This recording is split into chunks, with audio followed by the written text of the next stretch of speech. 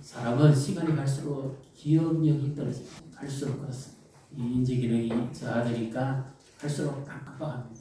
예전에는 안 그랬는데 요즘 들어서 유독 자주 그러신 분도 계실 겁니다.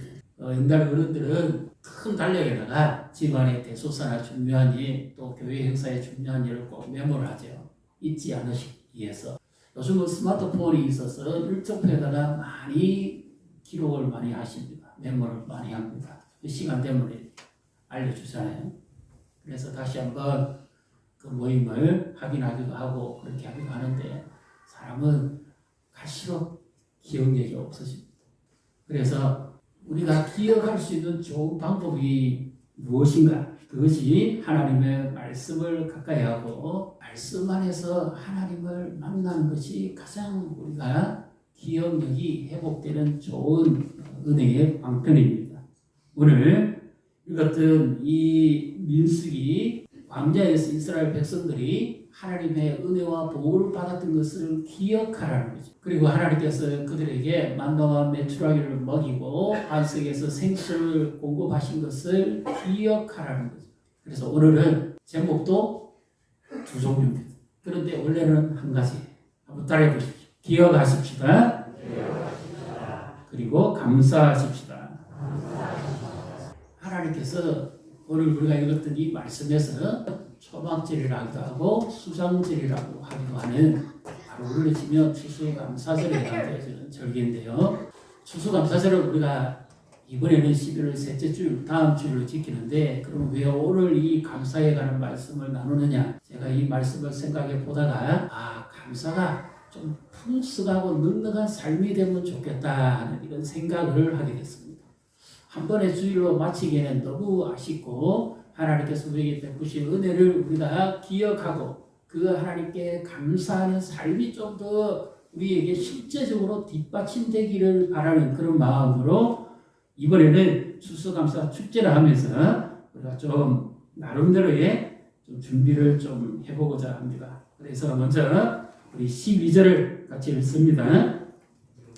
일곱째 달 15째 날에는 너희가 성회로 모일 것이요 아무 일도 하지 말 것이며 이래 동안 여호와 앞에 절기를 지킬 것이라. 아멘. 이래 동안 여호와 앞에 절기를 지켜라. 그 일주일 동안 축제를 해라는 겁니다. 하나님께 감사하고 찬양하고 기뻐하고 절구하는 게 축제죠. 우리를 치면 셀레브레이션. 이 절기가 정한 날에 모여서 정해진 시간에 하나님 앞에 이 절기를 지키라는 그런 의미입니다. 그래서 하나님께서 절기를 주신 것은 공동체 예배를 회복하라는 것과 구약성경 신명기 8장 1, 2절의 말씀입니다. 우리 같이 읽습니다. 내가 오늘 명하는 모든 명령을 너희는 지켜 행하라. 그리하면 너희가 살고 번성하고 여호와께서 너희의 조상들에게 맹세하신 땅에 들어가서 그것을 차지하리라. 네 하나님 여호와께서 이 40년 동안에 내게 광야의 길을 걷게 하신 것을 기억하라. 이는 너를 낮추시며 너를 시험하사 내 마음이 어떠한지 그 명령을 지키는지 지키지 않는지 알려 하시리라. 아멘. 여기서 가장 핵심적인 말씀이 하나 나오죠. 뭡니까? 40년 광야 생활을 기억하라는 겁니다. 고생했던 걸 기억하라는 말씀일까요? 아니죠. 하나님께서 은혜를 베푸신 것을 기억하라는 말씀. 우리로 치면 우리가 영적 광야의 생활을 살아갑니다. 직장에서 거의 사투를 벌리잖아요. 요즘은 살기 위해서 몸부림칩니다. 가정에서도 살아가는 게 마치 전투 같습니다. 우크라이나 러시아 전쟁만 전쟁이 아니고 우리가 살아가는 순간순간이 완전히 산다는 자체가 전투입니다. 영적 광야예요. 사실은 매 순간순간이 초조하고 정말 답답할 때가 많습니다. 이러면서도 믿음을 가지고 하나님 앞에 주의를 지키는 분들은 정말 하나님의 놀라운 은총이 아닐 수가 없지요. 하나님 앞에 아무나 예배자로 살지 못합니다. 아무나 예배에 나오지 못해요. 옆에 분 보시고 축복하십시다. 당신은 은총을 입은 자입니다.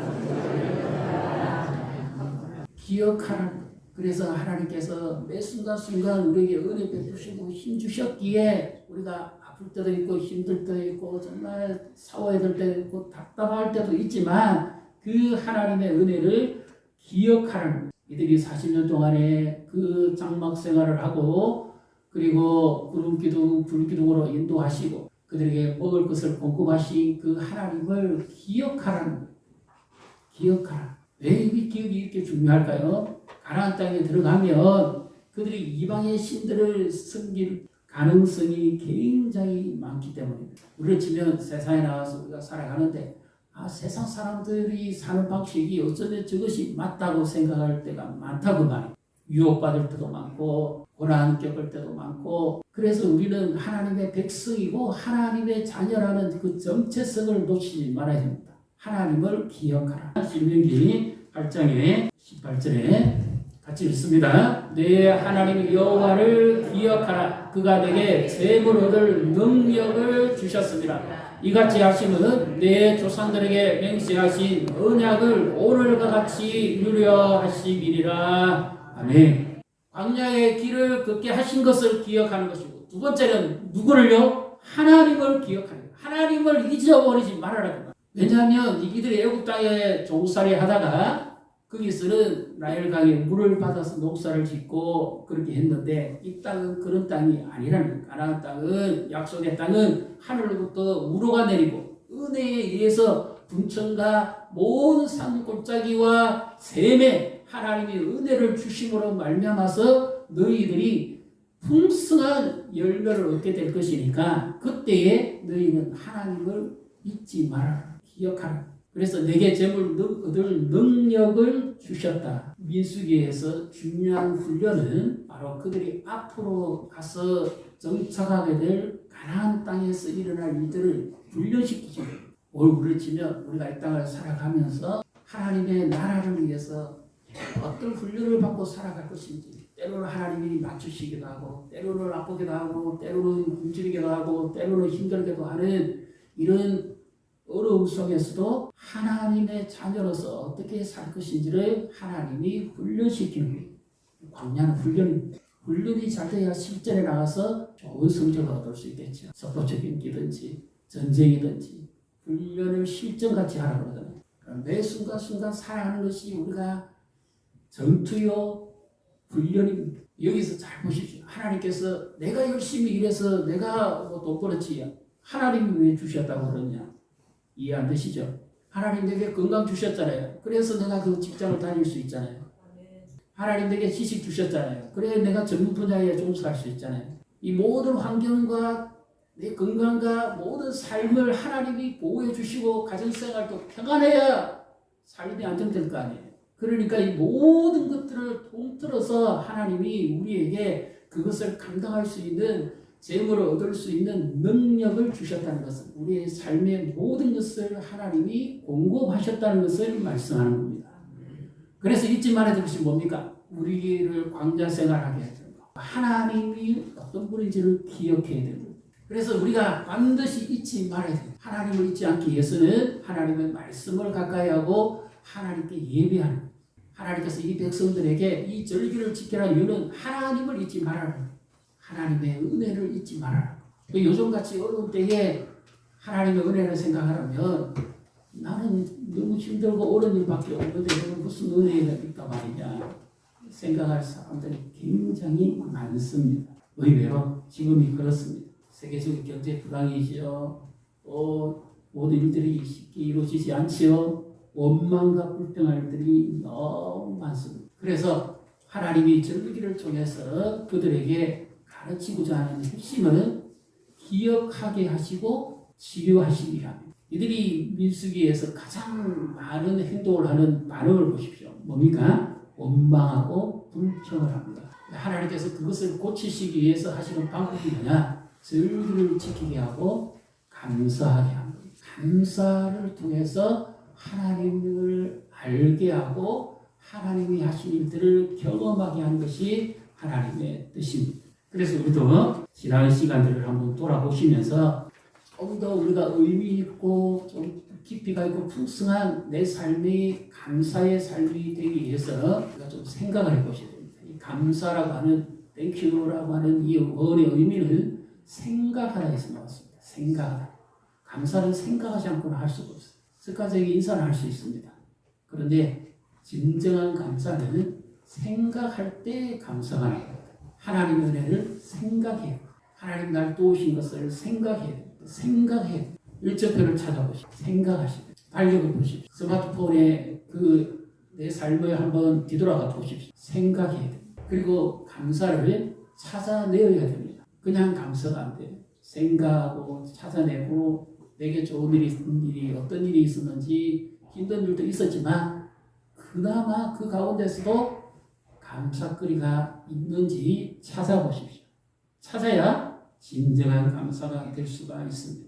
그래서 하나님 앞에 이제 제물을 바치라고 그러는데요. 13절부터 16절의 말씀을 같이 읽습니다. 너희 번제로 여호와께 향기로운 화제를 드리되 수송아지 13마리와 순양 2마리와 1년된 순양 14마리를 다 흠없는 것으로 드릴 것이며 그 소재로는 구원가루에 기름을 섞어서 수송아지 13마리에는 각기 10분의 3이요 순양 2마리에는 각기 10분의 2요 어린 양 14마리에는 각기 10분의 1을 드릴 것이며 상번제와 그 소제와 그 전제 외에 순염소 한 마리를 속죄제로 드릴 것입니다. 아멘. 감사를 표현하는데 제물을 바치라는 것. 이것이 우리로 치는 예배를 회복하라는 말씀. 진정한 예배자의 삶을 공동체의 예배를 회복하되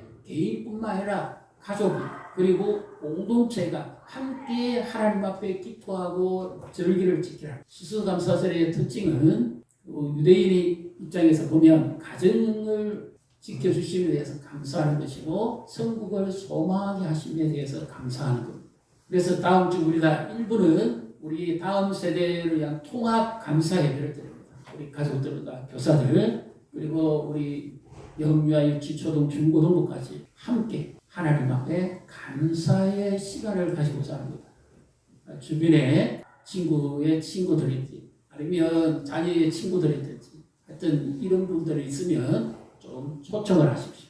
특히 예수 믿다가 안 믿으시는 분들, 예배 나오다가 안 나오시는 분들을 우리가 좀 초청을 해서 감사의 기쁨과 감사의 은혜가 함께하는 시간이 되기를 원합니다.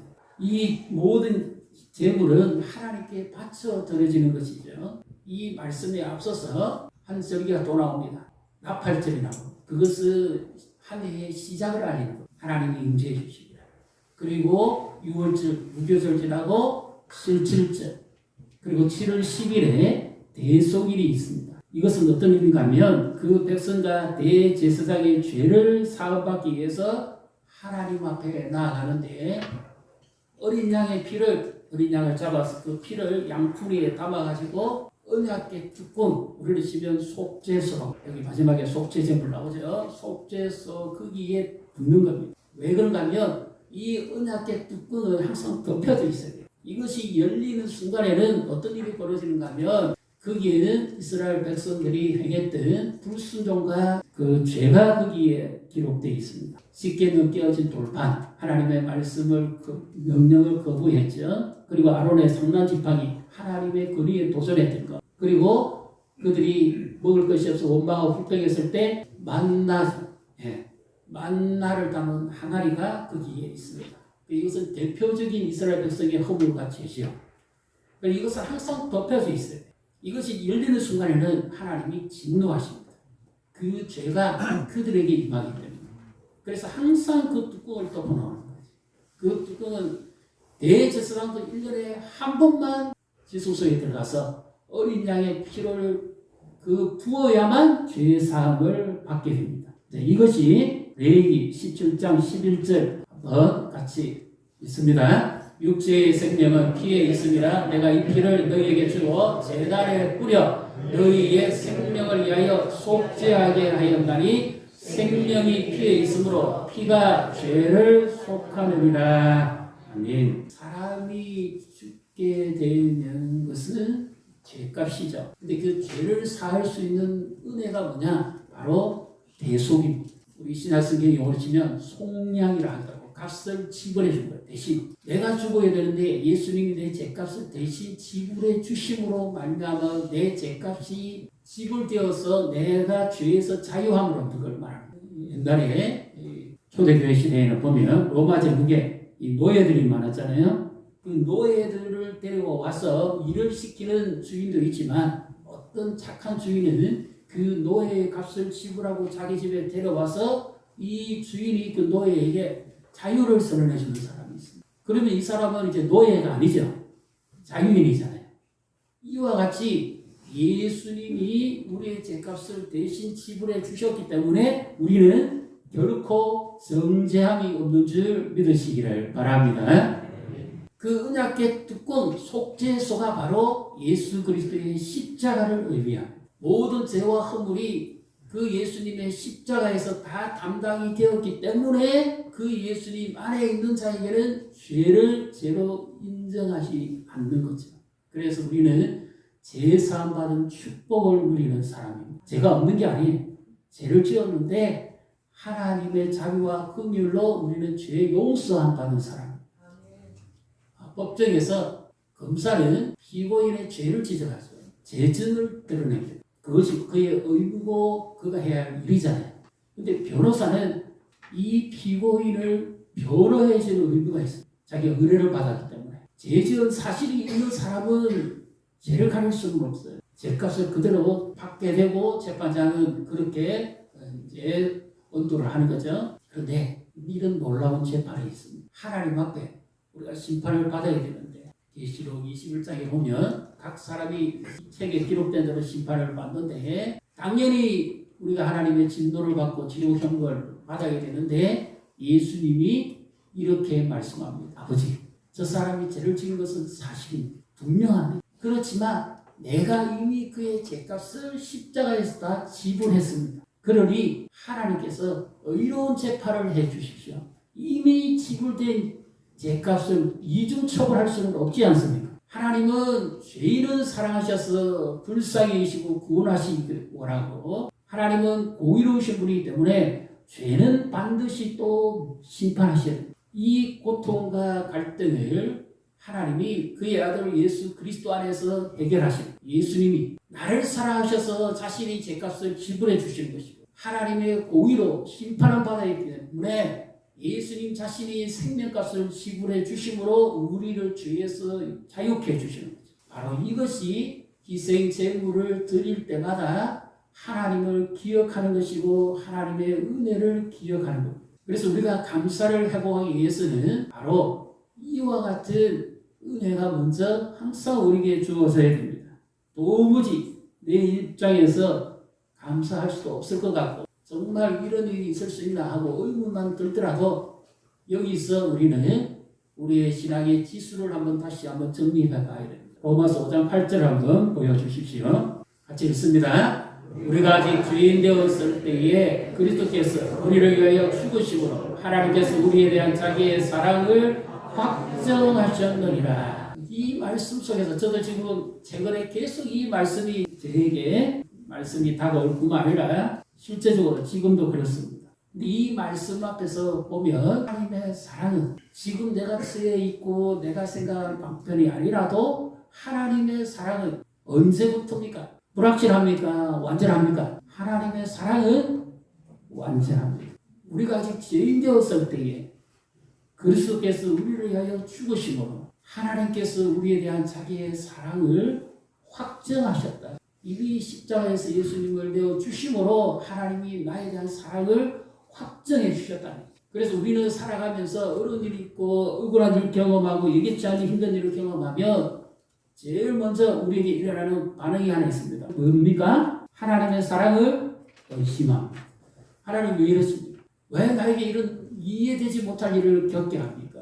왜 나에게 이런 억울한 일을 겪게 합니까? 왜 나에게 이런 일이 일어납니까? 우리 가정에 왜 이런 일이 일어납니까? 그래서 제일 먼저 생각이 하나님이 정말 나를 사랑하시는 것이 맞는가? 하나님을 의심하는 시간이 시작됩니다.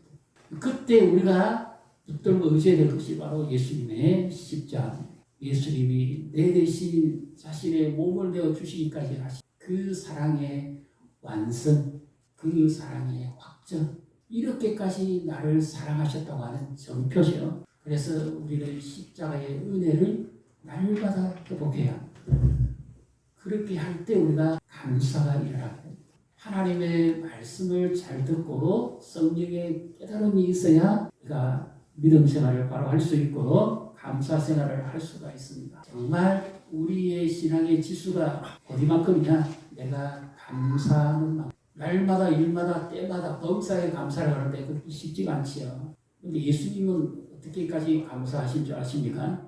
예수님은 우리 십자가에 달리시기 전날 밤에 요한복음 17장에 보면 자신이 십자가에 죽으셔야 될 때 그것을 갖고 하나님께 감사합니다. 아니 요즘 우리를 치면 어떻게든지 살기 위해서 발버둥을 치는데 예수님은 전능자고 하나님이시고 하나님의 아들이신데 죄도 없으신데 예수님은 십자가 앞에서도 감사합니다. 이해가 안 되죠. 아버지여 창세전에 나와 함께 하신 그 아버지의 뜻이 이루어지게 해주시니 감사합니다. 자신이 죽으셔야 돼요. 어느 누가 자기의 죽음을 놓고 감사할 사람이 있어요. 능력이 없으신 것도 아니고 얼마든지 전능자잖아요. 모든 능력을 행하실 수 있습니다. 심지어 자기를 잡아놓은 자들을 하늘에 12 천사들의 거룩을 보내서 얼마든지 멸하실 수 있는 분이라고 하시잖아요. 그런데도 순순히 잡혀가시고 이렇게 해야만 아버지의 뜻이 이루어지기 때문에 거기서도 예수님은 감사합니다. 우리는 어떤 순간에 감사합니다. 다음 주일에는 오실 때까지 이렇게 한번 해보십시오. 하실 수 있는 분은 우리 아이들은 감사 추리를 만들어가지고 감사 열매를 딸 겁니다.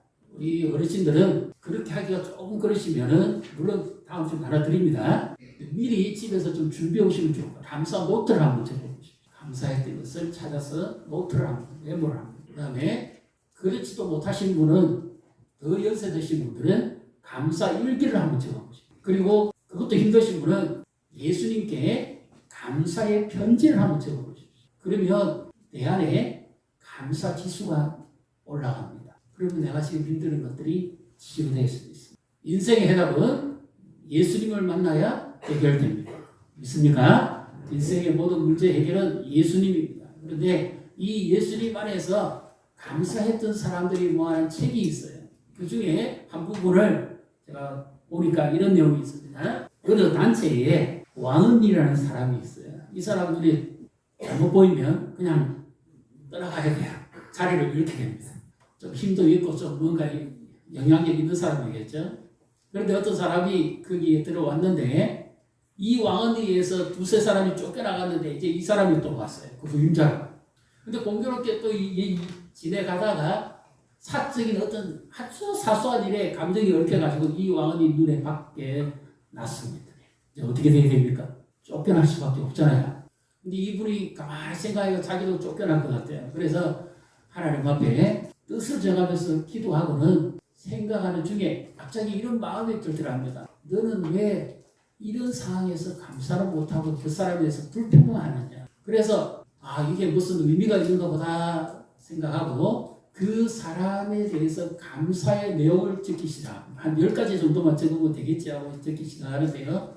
그런데 그거 가지고 부족하다는 마음이 들어서 계속 그 사람에 대해서 감사할 마음을 억지로 짜듯이 해서 몇 가지를 적었습니다. 그리고 그 사람 앞에 가서 직접 내밀 수 있는 용기가 없으니까 그 사람 집 우편함에 그 감사의 그 내용을 담았던 것을 넣어두고는 하루도 못 지나고 연락이 없고 이틀이 지나도 연락이 없고 셋째 날도 연락이 없고 이제 한 7째 날 돼서 드디어 만날 기회가 있어서 만났는데 그 사람을 보던 말이 첫 번째 하는 말이 무슨 말인가 하면 분명히 표정이 좀 사납고 별로 이렇게 안 좋아야 되는데 방긋방긋 웃으면서 자기 팔을 벌리면서 이렇게 말하는 거예요. 당신이 사람이에요?